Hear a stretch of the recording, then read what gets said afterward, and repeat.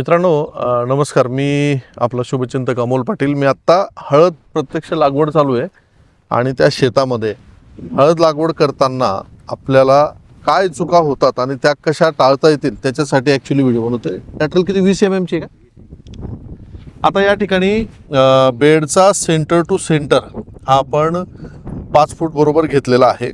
परंतु प्रॉब्लेम असा होईल, आता ह्या आपण 2 नाल्या ओढलेल्या आहेत, ठीक आहे. आता ही जर लॅटरल ह्या बाजूला राहिली तर या साईडला पाणी यायला बराच वेळ लागेल आणि परिणामी काय होईल की आपल्याला या भागामध्ये पाणी जास्त होईल, कारण की इकडे येण्यासाठी आपण जास्त वेळ ड्रीप चालू आणि मग जर पाणी कमी जास्त झालं तर कंद सड होणे किंवा जर्मिनेशन कमी येणे ह्या अडचणी आपल्याला येऊ शकतात.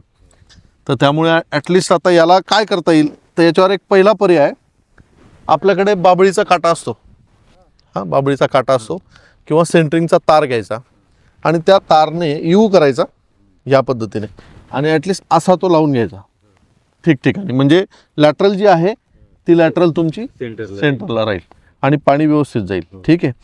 दुसरं, बेडची हाईट ही या ठिकाणी अतिशय परफेक्ट आहे. बेड ज्या पद्धतीने पाहिजे त्या पद्धतीने बरोबर आहे. साधारणतः 1.25 फुटाच्या आसपास हाईट आहे. टॉप चांगला मिळालेला आहे. सेंटर टू सेंटर हे अंतरसुद्धा परफेक्ट आहे 5 फूट. फक्त आपल्याला जेठा गड्डा मिळालेला नाही, पण प्रॉपर आता सीड त्या ठिकाणी बघू. बघा आता ही जशी लॅटरल याच्यावर बुंद्यावर स्टेबल आहे ना, हिला फक्त या ठिकाणी असा यू टाकून द्यायचा तार, जेणेकरून ती हलणार नाही. हां, पाऊस पडेपर्यंत. जर पाऊस येऊन गेला तर मग काही प्रॉब्लेमच नाही. हळद लावताना मेजर आपल्याला जेठा गड्डा पाहिजे, परंतु या ठिकाणी जेठा गड्डा नाही आहे. तर ॲटलिस्ट ज्याला मातृकंद म्हणतात जेठा गड्ड्यानंतर, ते मोठे फिंगर म्हणजे जाड आकाराचा गड्डा असणं गरजेचं आहे. आता अशा प्रकारचं जे सीड आहे हे सीड तुम्ही जवळून बघा. याला बघा डोळेच नाही, म्हणजे याला जर्मिनेशन होणार नाही. परत सीड खराब आहे आणि हा एकच डोळा आहे, तो सुद्धा जर्मिनेट होईल की नाही सांगता येत नाही. आता आपल्याला चांगलं जर्मिनेशन जर व्हायचं असेल ना, तर जसा हा डोळा आहे हा जर्मिनेट होईल किंवा हा सुद्धा होऊ शकतो, किंवा या ठिकाणी हा डोळा होऊ शकतो, किंवा या ठिकाणी हा डोळा जर्मिनेट होऊ शकतो, बाकी ठिकाणी होणार नाही. तर म्हणून बेनं निवड फार योग्य पद्धतीने होणं गरजेचं आहे. आता अशा प्रकारचं बेनं आपल्या कामाचं नाही आहे, तरी याला सीड ट्रीटमेंट केलं ना आपण. याला आपण आता अमृत बीज प्रक्रिया किटने सीड ट्रीटमेंट केलेलं आहे, तर जर्मिनेशनमध्ये फरक तर पडेलच त्याच्याने. तर मित्रांनो, या ठिकाणी बेसल डोसमध्ये आपण काय घेतलंय? 3 एकर आहे. हां, कमीच आहे तर यांनी दाबलाय रस्ता. बर.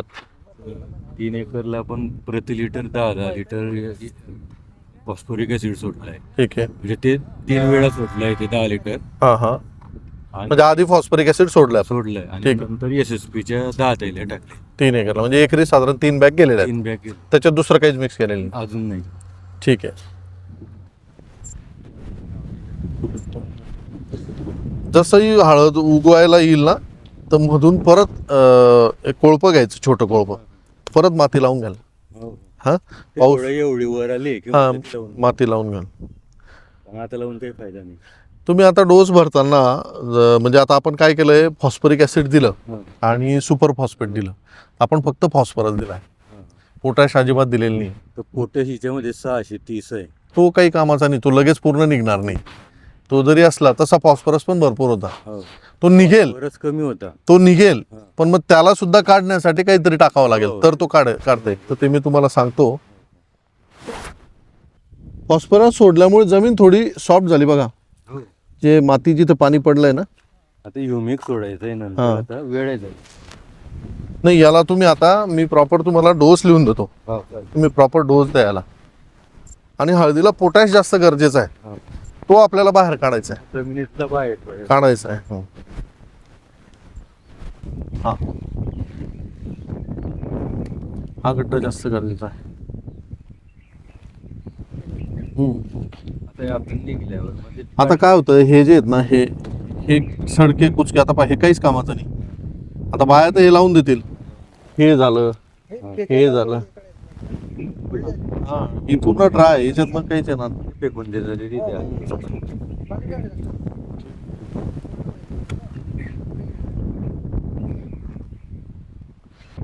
एकरी 1 बॅग पोटॅश, 1 बॅग, आता फॉस्फरस ऑलरेडी आपला भरपूर झाला, फॉस्फरिक ॲसिड पण झाला आहे. NPK कॉन्सोजी 25 किलोची 1 बॅग. ह्या बॅगेविषयी मी आता थोडं डिटेल तुम्हाला सांगतो. ही जर 1 किट टाकली तर अतिउत्तम, म्हणजे तुम्हाला हुमणी, हळद सड होणे किंवा पुढे कंदमाशीचा नेमॅटोडचा प्रॉब्लेम ह्या अडचणी येणार नाही. तर आता आपल्याला 1 bag potash, 1 bag NPK कॉन्सोजी 25 kilo एवढं फक्त ताबडतोब मिक्स करून थोडंसं पाणी तुमचं भरपूर झालं की आपल्याला टाकायचं एकरी बेडवर आणि ह्युमॉल गोल्ड अर्धा किलो फक्त हे ड्रिपने सोडायचे. त्या डोसमध्ये ही एक 16 किलोची बॅग जैविक मित्रा किटची टाकायची. ही मिक्स करून तो डोस दोन्ही ज्या नाल्या पडल्या आहेत ना या नाल्यांमध्ये टाकून द्या. फॉस्फरस तुम्हाला द्यायची गरज नाही आता, फॉस्फरस या इथेच नाही, ह्या नाल्यांवरच आपल्याला डोस टाकायचा आहे. फक्त ह्या दोघी, जिथे बेनं लागवड केली आपण तिथे दोन्ही नाल्यांमध्ये टाकून द्यायचं.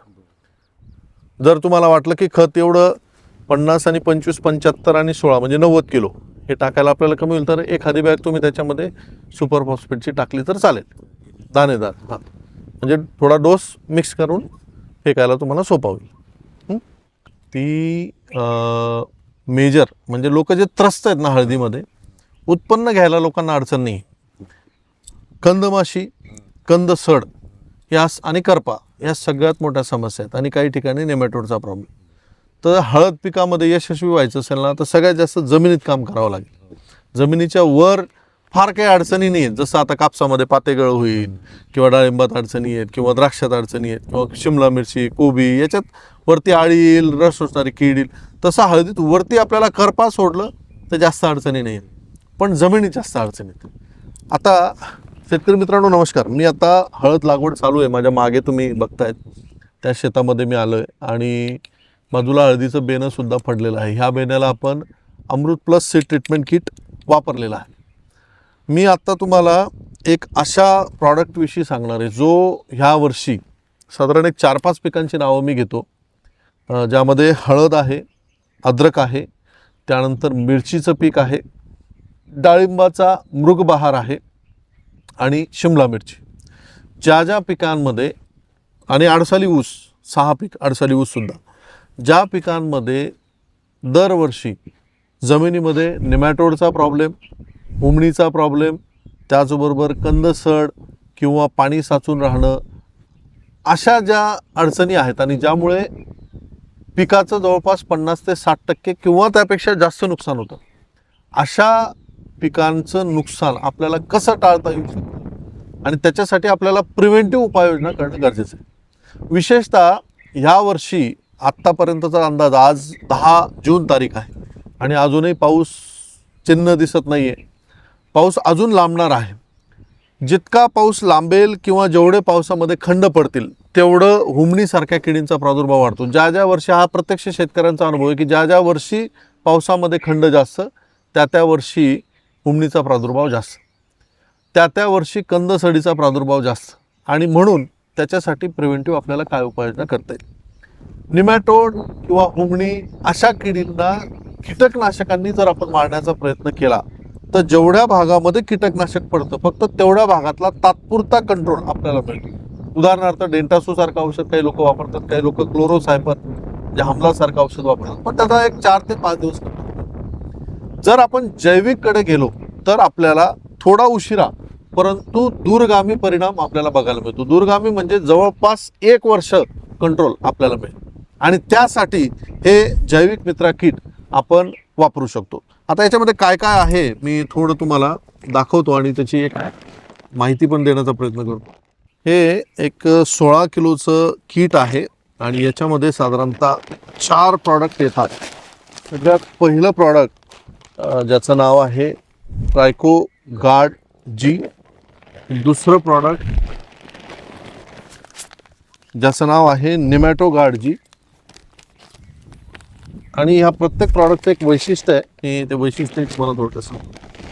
तिसरं प्रॉडक्ट आहे त्याचं नाव आहे हुमणासूरजी आणि एक चौथं प्रॉडक्ट आहे त्याचं नाव आहे NPK कॉन्सोजी.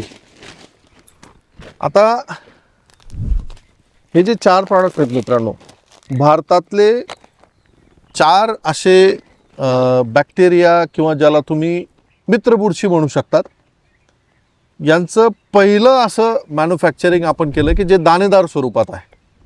आणि हे दाणेदार स्वरूपातलं प्रॉडक्ट जर तुम्ही रासायनिक खतात जरी मिक्स केलं तरीसुद्धा चालतं.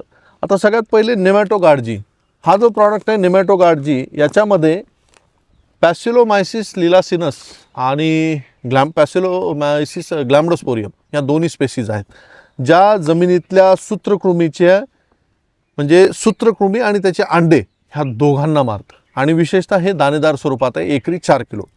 दुसरा प्रॉडक्ट ट्रायकोडर्मा, ज्याच्यामध्ये ट्रायकोडर्मा व्हिरिडी आहे आणि हा सुद्धा दाणेदार स्वरूपात आहे, 4 किलो दाणेदार स्वरूपात आपण बनवला आहे, जो जमिनीतल्या सगळ्या शत्रुबुरशींना संपवेल. हिला आपण डाकू बुरशी म्हणतो. एकदा जर ट्रायकोडर्मा जमिनीत चांगलं वाढलं तर जमिनीमध्ये ज्या त्रास देणाऱ्या बुरशी आहेत, फ्युजेरियम असेल, त्या सगळ्या बुरशींना कंट्रोल करतात.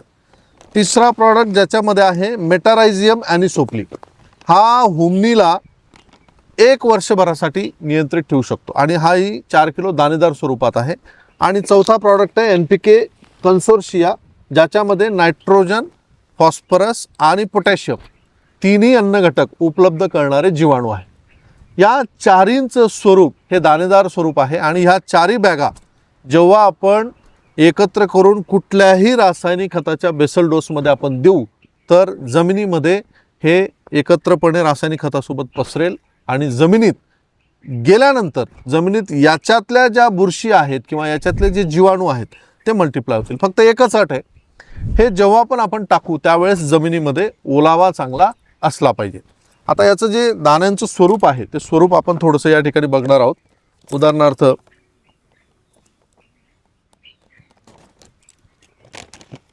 हा जवळ येऊन थोडंसं बघ, हा ट्रायकोडर्मा ग्रॅन्युअल फॉर्ममध्ये आहे. याच्यामध्ये ट्रायकोडर्मा व्हिरिडी हा ग्रॅन्युअलला कोट केलेला आहे.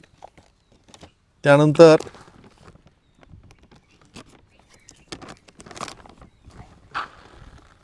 हा मेटारायझियम ॲनिसोप्ली, दोघी दाण्यांमध्ये दाण्यांच्या कलरमध्ये फरक आहे. हा मेटारायझियम आहे जो हुमणीसाठी आपण देतोय. आणि तिसरा, याची जी दाण्यांची क्वालिटी आहे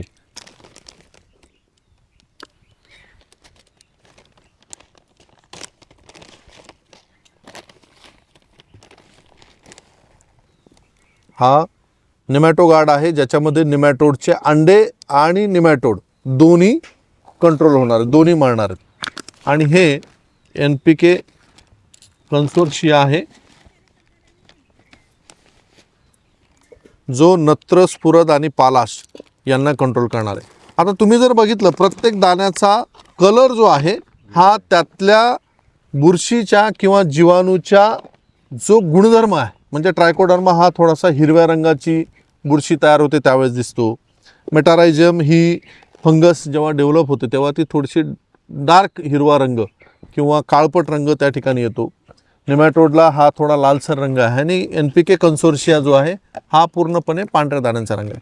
आता हे 4ही दाणे तुम्हाला एक प्रश्न पडू शकतो की हे दाणे समजा हा DAP आहे आणि हा ट्रायकोडर्मा आहे, हे जर आपण एकत्र केलं तर हे दाणे एकमेकांमध्ये मिक्स झालेले नाहीत, हे फक्त एकमेकांसोबत आहेत. त्यामुळे याच्यातले जे गुणधर्म आहेत हे रासायनिक खतांमुळे यातले बॅक्टेरिया मरतील किंवा जीवाणू मरतील किंवा बुरशी मरेल असं होणार नाही.